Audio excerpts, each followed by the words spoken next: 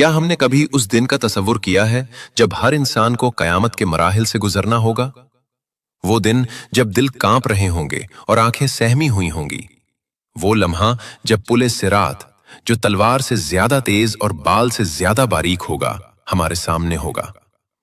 کیا ہم جانتے ہیں کہ اس پل پر سب سے پہلے کون گزرے گا؟ وہ کون ہوں گے جو اپنی امت کے لیے راستہ ہموار کریں گے؟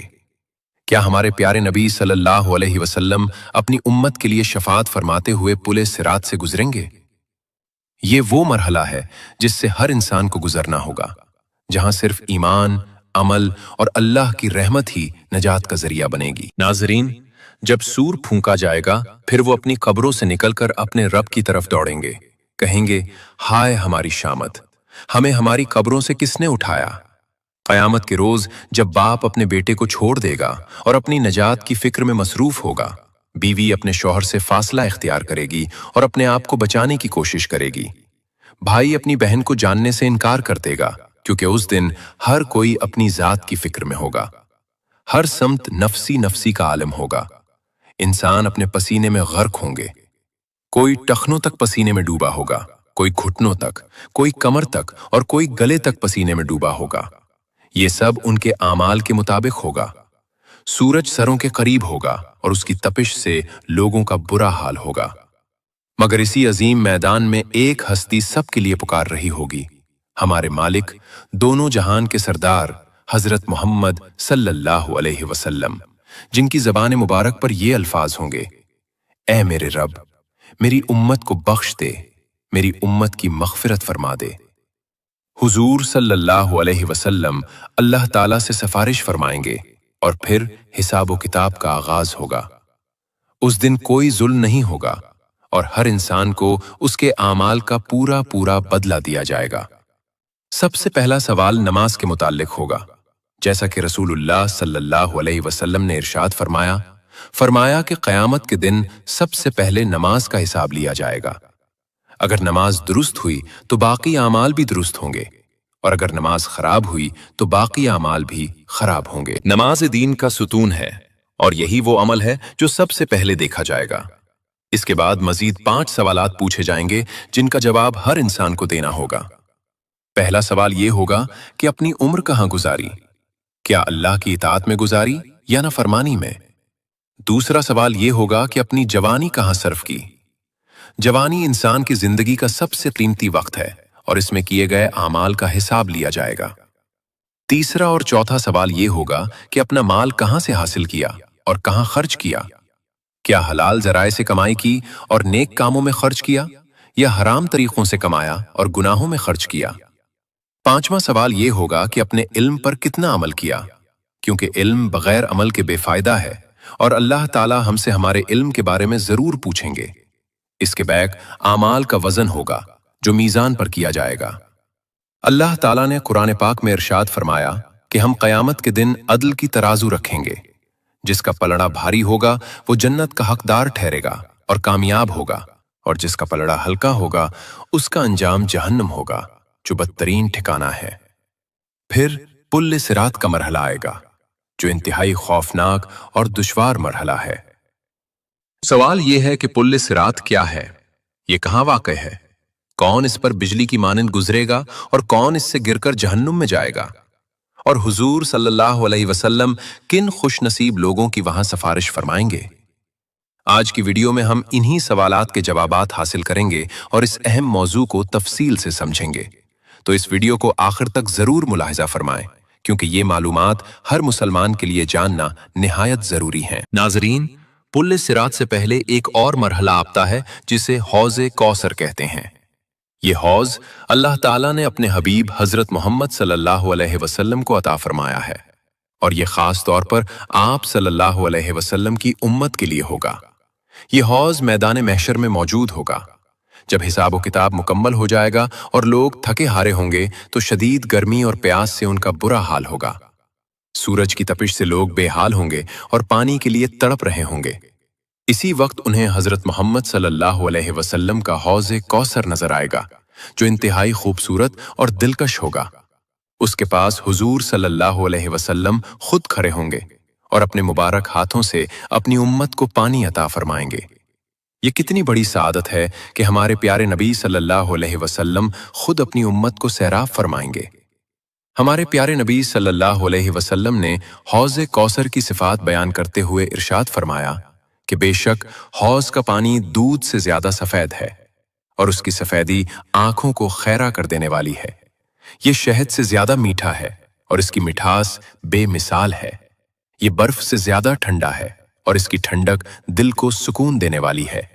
اس کی خوشبو مشک سے بہتر ہے اور اس کی مہک پوری فضا میں پھیلی ہوگی۔ اس کے پاس رکھے ہوئے پیالے ستاروں کی تعداد سے بھی زیادہ ہوں گے تاکہ ہر مومن کو پینے کا موقع ملے۔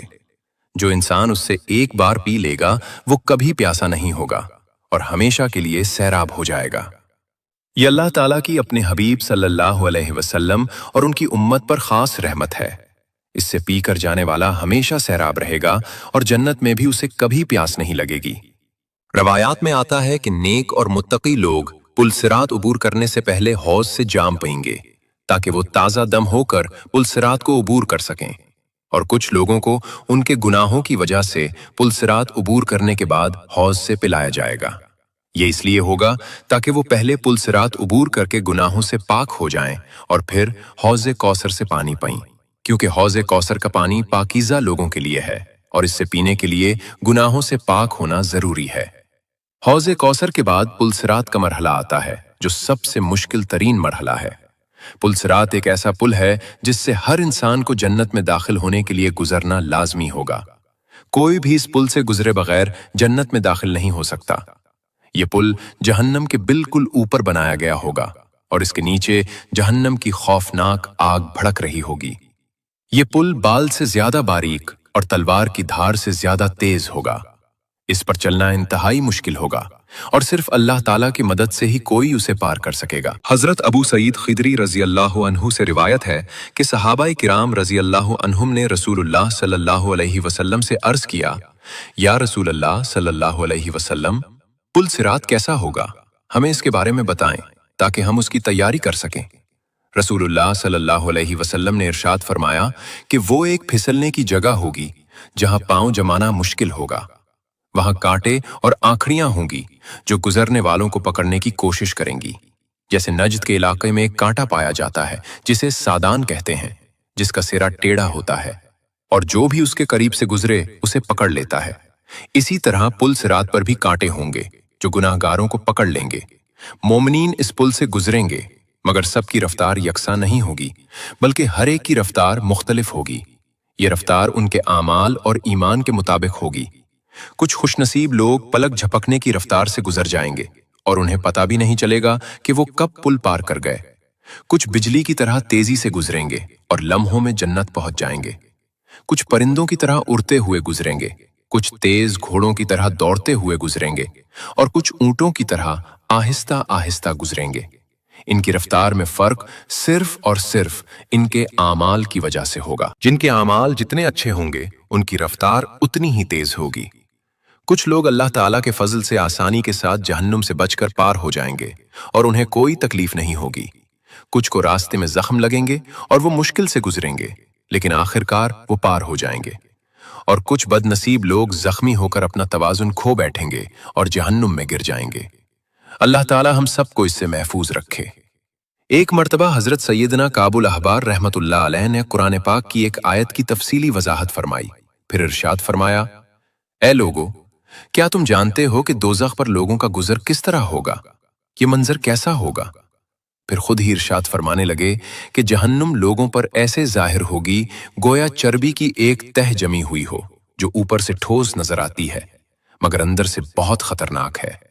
جہنم اپنے اصحاب یعنی جہنمیوں کو پکڑ لے گی اور میرے اصحاب یعنی جنتیوں کو چھوڑ دے گی۔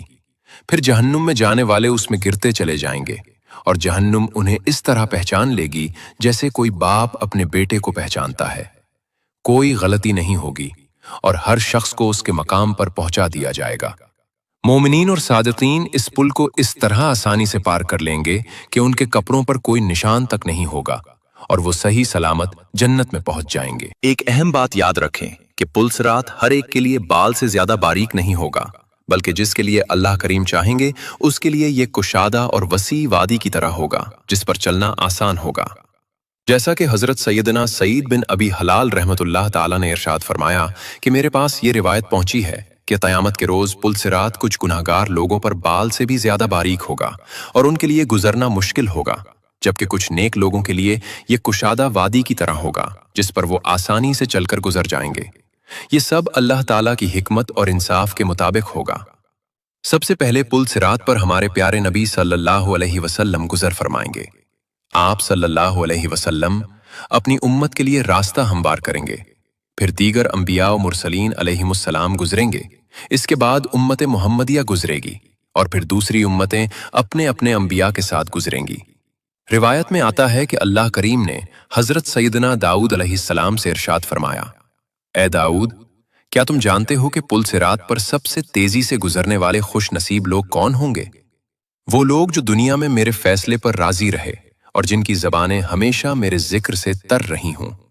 जो लोग अल्लाह की रज़ा पर राजी रहते हैं और हर हाल में अल्लाह का शुक्र अदा करते हैं, वही उस दिन कामयाब होंगे। हमारे प्यारे नबी रहमत आलम सल्लल्लाहु अलैहि वसल्लम की शान ये है कि आप सल्लल्लाहु अलैहि वसल्लम अपनी उम्मत के लिए हर वक्त फिक्रमंद रहते हैं। आप सल्लल्लाहु अलैहि वसल्लम को अपनी उम्मत से बेपनाह मोहब्बत है। दुनिया में भी आप सल्लल्लाहु अलैहि वसल्लम ने अपनी उम्मत के लिए बेशुमार दुआएं मांगी और रातों को उठकर रोते हुए अपनी उम्मत की मग़फ़िरत की दुआ फरमाई। और क़यामत के दिन भी जब सब अपनी जान की फिक्र में होंगे और हर कोई नफसी नफसी पुकार रहा होगा, आप सल्लल्लाहु अलैहि वसल्लम अपनी उम्मत के लिए सलामती की दुआ फरमा रहे होंगे। फरमाने मुस्तफ़ा सल्लल्लाहु अलैहि वसल्लम है कि तुम्हारे नबी सल्लल्लाहु अलैहि वसल्लम पुल सिरात के किनारे खड़े होकर रब्बि सल्लिम पुकारे रहे होंगे। ए रब सलामती अता फरमा, ए रब सलामती इनायत फरमा, मेरी उम्मत को महफूज फरमा। जरा सोचिए वो लम्हा कितना सख्त और खौफनाक होगा कि हर शख्स अपनी निजात की फिक्र में मसरूफ होगा। कोई किसी की मदद नहीं कर सकेगा मगर हमारे प्यारे आका सल्लल्लाहु अलैहि वसल्लम अपनी जान की नहीं बल्कि अपनी उम्मत की सलामती की फिक्र कर रहे होंगे और हमारे लिए दुआ फरमा रहे होंगे।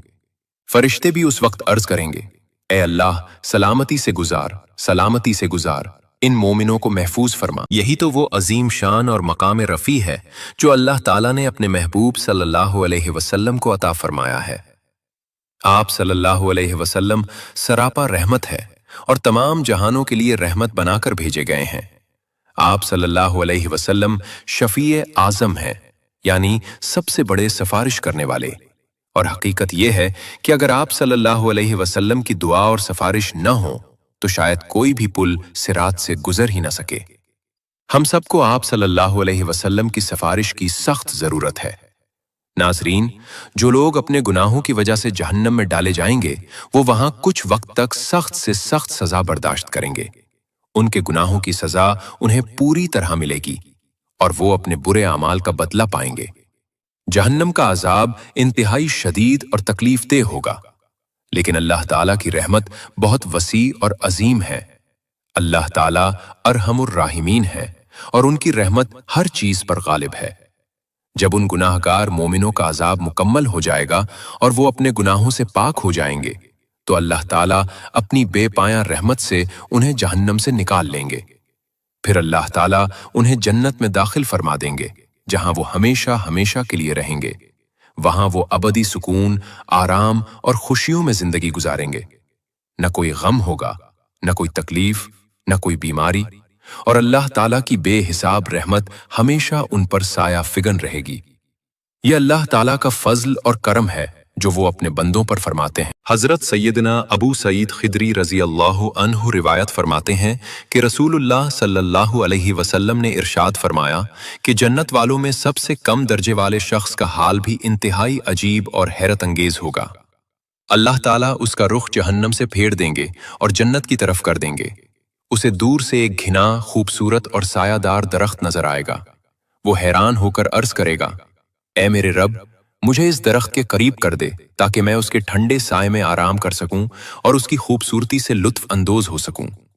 अल्लाह ताला फरमाएंगे, ए मेरे बौंदे, अगर मैं तुझे ये नेमत दे दूं तो क्या तू फिर कोई और सवाल नहीं करेगा और मजीद कुछ नहीं मांगेगा? वो बंदा कहेगा, परवरदिगार, तेरी इज्जत और जलाल की कसम, अब और कुछ नहीं मांगूंगा, बस यही काफी है। پھر اللہ تعالیٰ اپنے فضل سے اسے اس درخت تک پہنچا دیں گے۔ وہ وہاں آرام کرے گا اور خوش ہوگا۔ وقت گزرتا رہے گا اور وہ اللہ تعالیٰ کا شکر ادا کرتا رہے گا۔ پھر کچھ عرصے بعد اسے ایک اور درخت نظر آئے گا جو پہلے والے درخت سے کہیں زیادہ ہرا بھرا، زیادہ سایہ دار اور پھلوں سے لدا ہوا ہوگا۔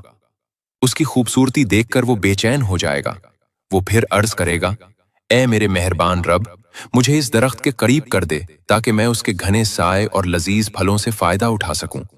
اللہ تعالیٰ فرمائیں گے، میرے بندے، کیا تو پھر کوئی اور سوال نہیں کرے گا؟ وہ عرض کرے گا، نہیں پروردگار، تیری عزت کی قسم، بس یہی آخری خواہش ہے۔ اللہ تعالیٰ اپنی رحمت سے اسے وہاں بھی پہنچا دیں گے۔ کچھ مزید وقت گزرے گا اور وہ بندہ مطمئن ہوگا۔ اس کے بعد اسے ایک اور درخت نظر آئے گا جو سب سے زیادہ خوبصورت ہوگا اور جس کے ساتھ صاف شفاف پانی بھی بہہ رہا ہوگا۔ وہ پھر بےتاب ہو کر عرض کرے گا، اے میرے کریم رب، مجھے اس درخت کے قریب کر دے تاکہ میں اس کا سایہ، میٹھے پھل اور ٹھنڈا پانی حاصل کر سکوں۔ اللہ تعالیٰ فرمائیں گے، اے میرے بندے، کیا تو پھر کوئی اور سوال نہیں کرے گا؟ وہ عرض کرے گا، پروردگار، تیری عزت کی قسم، اب ہرگز نہیں کروں گا، یہ میری آخری درخواست ہے۔ پھر اللہ تعالیٰ اسے کہ وہاں بھی پہنچا دیں گے اور وہ اللہ تعالیٰ کی نعمتوں سے لطف اندوز ہوگا۔ پھر اچانک اسے دور سے جنت کا عظیم الشان دروازہ نظر آئے گا جو نور سے چمک رہا ہوگا۔ وہ اس کی طرف متوجہ ہوگا اور عرض کرے گا، اے میرے رب، مجھے جنت کے دروازے تک پہنچا دے تاکہ میں اس کے قریب بیٹھ کر جنت کی رونق، اس کی خوبصورتی اور جنت والوں کی خوشی کو دیکھ سکوں۔ اللہ تعالیٰ اپنے فضل سے اسے جنت کے دروازے تک پہنچا دیں گے۔ وہ وہاں بیٹھ کر جنت کے مناظر دیکھے گا۔ جب وہ جنت کی بے مثال خوبصورتی، اس کی حیرت انگیز نعمتیں اور جنتیوں کی خوشی دیکھے گا تو وہ بے اختیار ہو کر پکار اٹھے گا، اے میرے کریم رب، مجھے بھی جنت میں داخل فرما دے، مجھے بھی ان نعمتوں سے نواز دے۔ اللہ تعالیٰ اپنی بے پایا رحمت سے اسے جنت میں داخل کر دیں گے۔ جب وہ جنت کے اندر جائے گا تو اس کی خوشی کی کوئی انتہا نہیں ہوگی۔ ہمیں چاہیے ہم دنیا کی اس فانی زندگی میں نیک عمل کریں، والدین اور رشتہ داروں سے حسن سلوک کریں اور اللہ سے سچی توبہ کریں تاکہ قیامت کے دن ہم ایک دوسرے کے ساتھ جنت میں جا سکیں۔ آئیں آج سب مل کر یہ دعا کریں، یا اللہ، ہمیں ہمارے والدین اور ہمارے تمام رشتہ داروں کو ایمان پر موت عطا فرما، ہماری قبریں نور سے بھر دے اور ہمیں جنت الفردوس میں اکٹھا فرما۔ آمین یا رب العالمین۔